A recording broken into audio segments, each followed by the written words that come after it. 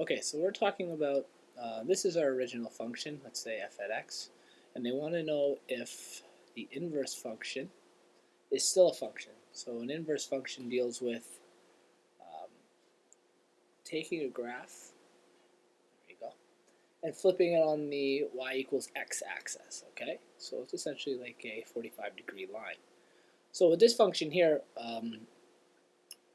we can look at it quickly. It helps to have numbers because it makes it much easier to invert a function. But essentially, what I think they want you to know is what is the normal inverse of this function. This normal function is y equals x squared. It's just technically been transformed a little. Okay, it's been shifted downwards. It looks. If anything, I'm not sure if you know how to quickly. Do you know how to write this in vertex form? What the graph, the equation?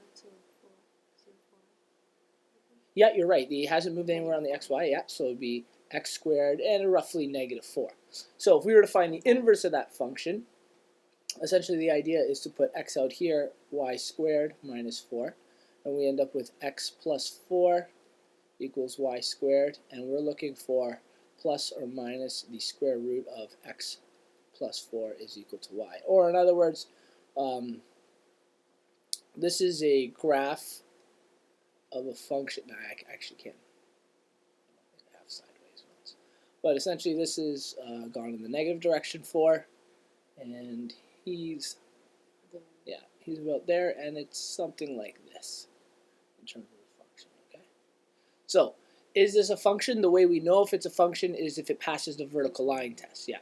So yeah, let's draw green lines. It definitely doesn't pass the vertical line test. So for this example, not a function. Alright, so let's try another one.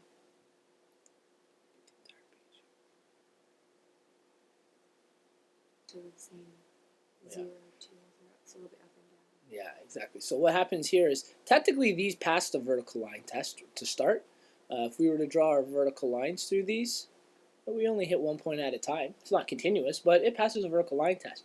Now when we flip this, because it's on the x-axis, what essentially happens, we'll call this the inverse of the function. Let's say these are the coordinates of that function. They're at 2, 0, 4, 0, and 6, 4. If we're going to, and this is our f at x, our inverse of this function will be 0, 2, 0, 4, 4, 6, right? So then we get 0, 2, 0, 4, 4, 6. So then those two are on the same point. Yeah, these end up on the same axis. Now, if they hadn't been on the x-axis and say it was here, it would have still been a function. But because when we draw a vertical line, we're crossing two of the points, this is no longer a function, our red was not a function. Okay. So you're given a several table of values. The very first question asks us for the inverse of f at x when x is equal to 2. Okay? So technically, f at x, they've given us our points, our coordinates. So I'm just going to replot this table on here. So we'll put this table out on the side. I'll put the points down. So at normal f at x, this is when x is 2. Okay? When x is 2, so what this is saying, f at 2 is equal to -3. That's what this means here. We're plugging in the number 2 for the x value, and when x is the number 2, f at x is equal to -3. Okay, so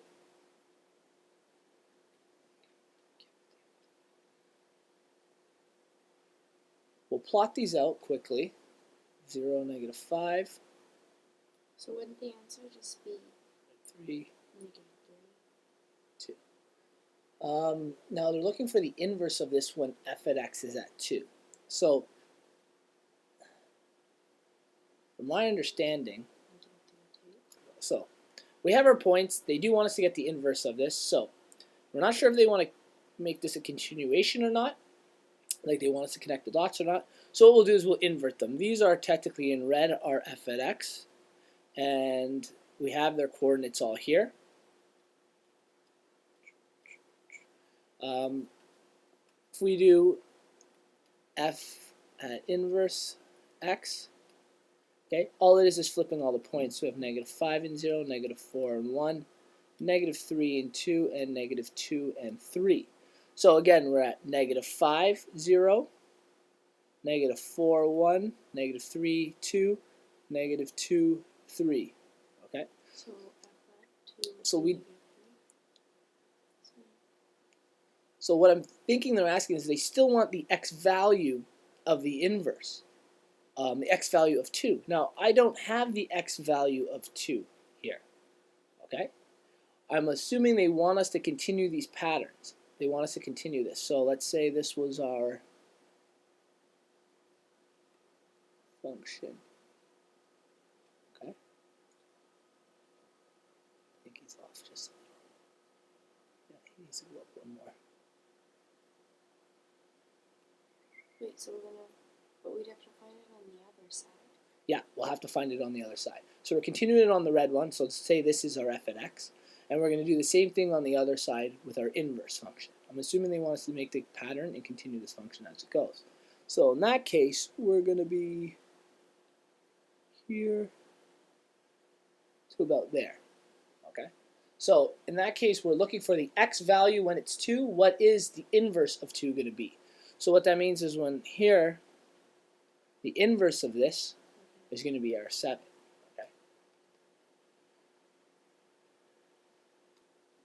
Okay, so for our normal f at x, which we did in red, we technically need 2 values. Now, we plotted them and we put a line of best fit. It looks like it's just going to be a linear function. Okay, we need to find the exact value of that linear function. So let's remember our formulas. Do you remember our slope formula? We need 2 coordinates for slope. Okay, so we're going to use the coordinates they've given us, 0 and 5. So here's a coordinate, 0 and negative 5. And another coordinate they gave us was 2 and negative 3. Okay, 2 and negative 3. Now, slope, linear, and a linear equation is written as y equals mx plus b. Is that familiar? Okay. Well, m equals our slope, b is our y-intercept. To find slope, or m, is equal to y2 subtract y1 divided by x2 subtract x1. Do you recall that? Okay, so we have our 2 points, which are 0 and negative 5, and we'll call that coordinate 1. And 2 and negative 3, we'll call that coordinate 2. So this will be our x1, y1, x2, y2. Okay? When we go to plug those in, y2 is negative 3, y1 is negative 5. So subtract negative 5. Divided by x2 is 2, subtract x1 is 0. 3 subtract negative 5 is like adding 5. 2 over 2, our slope is 1. Our m value is 1. Okay. Now we have y equals 1x, or just x plus b. So we're just going to write it like that, y equals x plus b. Now, I can look at this graph here and probably deduce what the y-intercept is, but let's say we couldn't. Okay, let's say, in fact, well, we know what the y-intercept is. Okay, it's going to be at negative 5. But let's say for some reason we didn't know what that was. I would take a coordinate, let's say 3 and negative 2, okay? Or actually, I'll take one of the coordinates we originally have, 2 and 3. This is an x value, this is a y value. What that means is I can replace this x value with 2, and the y value with negative 3, and then solve for b in order to find the equation. So, we're going to continue to do that. X is 2, so we get 2, y is negative 3, plus b. When I move 2 over, we get negative 3 subtract 2 equals b, which is b is equal to negative 5, and we already knew that the y-intercept was negative 5. So our equation of the red line we've drawn is y equals x minus 5. Now to find the inverse of that function, You just switch x and y and say yeah, exactly. And normally they would actually represent this with f at x is equal to x minus 5. They usually wouldn't say y, y is for graphing. If we wanted the inverse of this, we would flip it. So this is now, say we want to find the inverse. Sorry, this isn't the inverse function, but say we wanted to find the inverse of that, we would flip the 2 around. So we then have x equals y minus 5, which then becomes y is equal to x plus 5. Okay, which is pretty much what we found above. So in other words, f at negative 1, x is equal to x plus 5. Now that we have these functions, we have the original and the inverse, I can plug numbers in for x and solve for y. So for instance, in that question, now that we found this equation, remember in that question they were looking for at 2, if I plug in the 2 value for x, we get 7, which is exactly what we found on the graph. Okay, does that make sense? Okay, same idea with the other one now. We're going to have to do the other one, which is the other way we could discover what a function is finding differences. Now, we graphed it on the other one and implied that it was a linear function. We could have done this too, finding the first differences. Now, in order to find the first differences, you have to make sure that the increments of x are the same. Okay, so this one is going up by 2, so that works out fine. If these increments are different, we can't technically use this. We would have to actually find the numbers in between. It has to be a steady state of increase on the x, or decrease. Okay. So what they mean by first differences is we find the difference of these two. 16 minus 4 gives us... You can go up or down. Yeah, as long as you keep the same pattern. Okay. Do you want to see both, or Doesn't matter? Okay. 16 4 is 12. 4 subtract 0, 4. 0 subtract 4, -4. Okay? So we went down. First differences isn't what we're looking for. Let's go to second differences. And this one, same idea. 12 subtract 4 is going to give us our 8. 4 subtract -4 is also going to give us our 8. Okay? So we go on the assumption that second differences worked. The ratio was the same. First differences didn't work, so it's not linear. And if I plotted these, I would have actually found something that looks like this. So we would have known right away that this is definitely not a linear function. And from what we got, it's probably a quadratic function, what we found. So what we're going to do, there are several forms of quadratic functions.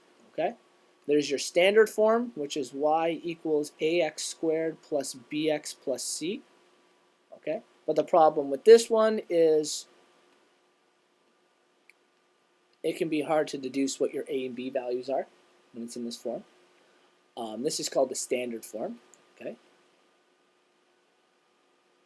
You have y equals a times x minus h squared plus k.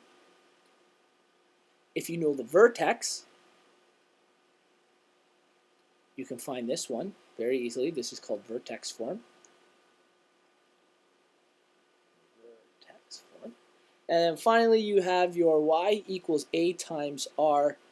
They say a times x minus r, x minus s. And what those are your intercepts. Okay, I'll do those both in blue. So r and s, they sometimes use other letters for this. This is factored form. This is if you know what your x-intercepts are. Okay, we can put it in any of these three forms in order to solve. Now I'm going to tell you, with the information we have, this one will be very difficult to solve. It probably makes the most sense if we go ahead, okay, we use these points and graph them, okay? That way we can maybe deduce what are, if we have x-intercepts or if we have a vertex. Okay, is this making sense so far? Mm-hmm. Okay, so we'll pull up a graph here. Okay, so we have our graph and we're going to plot our points. Instead of jumping back and forth, we're just going to read off the page. One of the points was 0, 0. Another was 2 and 4. Another was -2 and +4. Another was -4 and 16. Okay.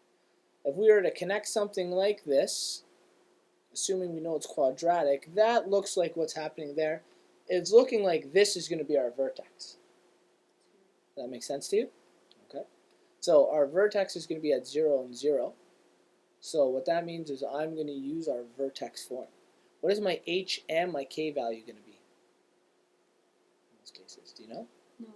They refer exactly to the values of the vertex. Your k is the y value of your vertex, and your h is technically the opposite of the x value of your vertex.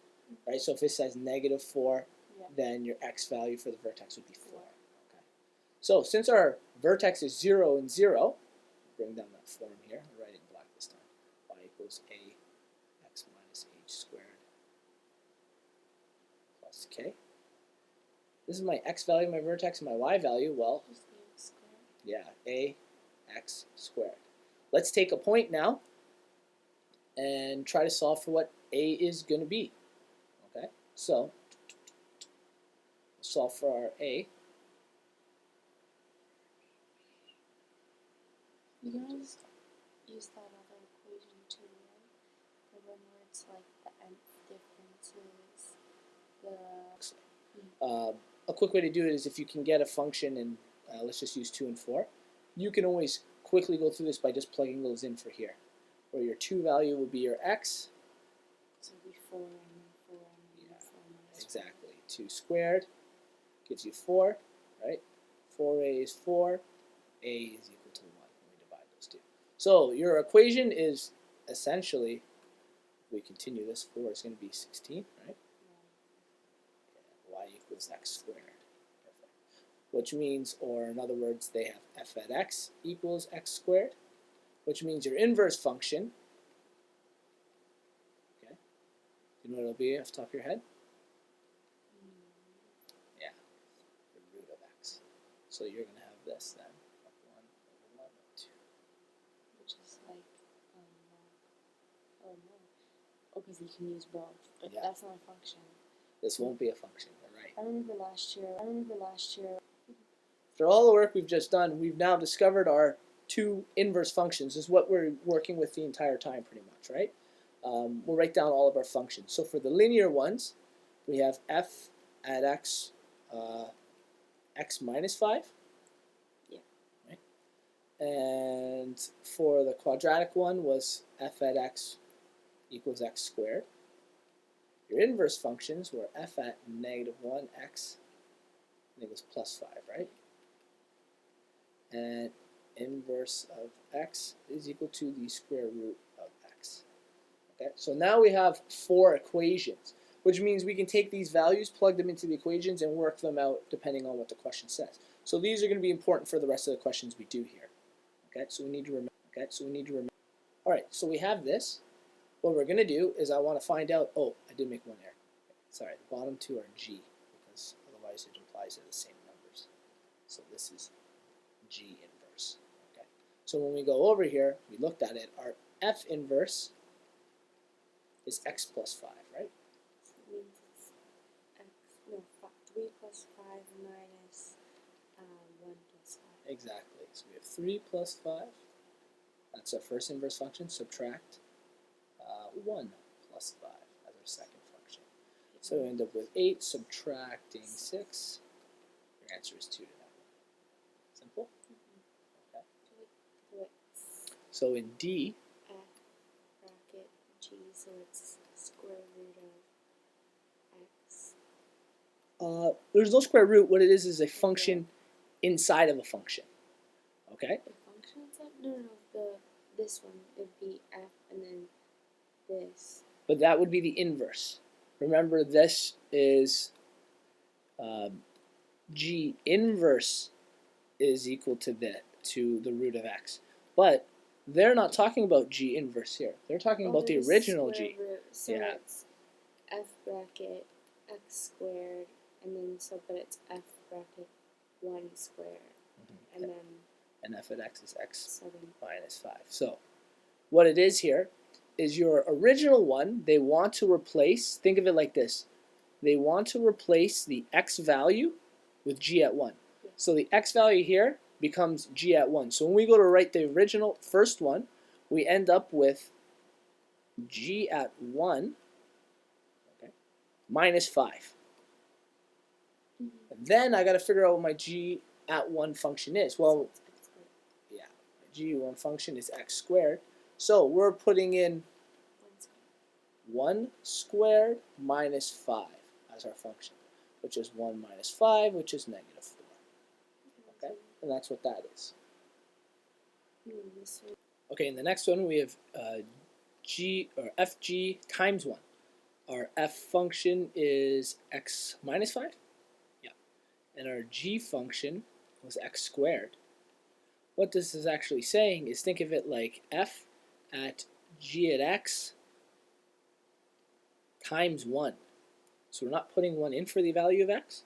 So our f at x function is, we replace our x with g at x minus 5 times 1. Okay. Our g at x function is squared, so we have x squared minus 5 times 1. So the answer to this is x squared minus 5. It's not actually negative 4 where we inputted 1 for that function. We're actually replacing the x value with 1. This one we're just multiplying 1 on the outside. So we're actually left with still a quadratic function.